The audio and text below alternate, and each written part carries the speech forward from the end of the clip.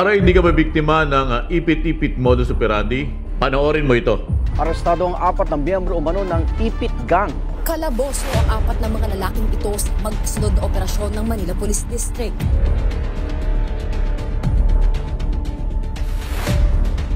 Puputsin lang po, sir. Barangan lang po.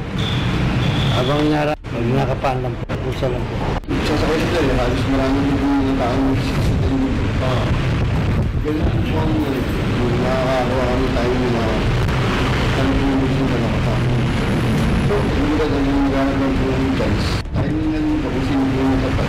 Kapag nakapili na ng bibiktimahin ay sesenyas ang isang miyembro sa kanyang kasabwat kung saan nito kukunin ang gamit ng biktima, hudyat upang simulan ang modus. Dito na nila iipitin ang biktima habang ang kanilang kasabwat ang dudukot at agad nito pinapasa sa kasabwat. Ngunit kapag nahalata ng biktima ay babalik nila na kunwari nahulog lamang ito.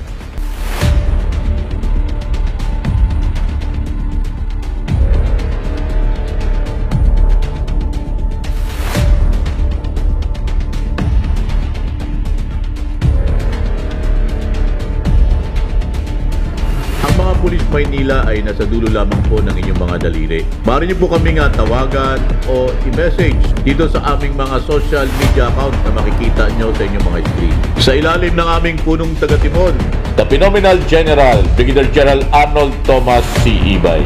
Tapat sa serbisyo, ora mismo umaksyon at may malasakit sa timbulan ng laya at diwang dakila ang lungsod ng Maynila.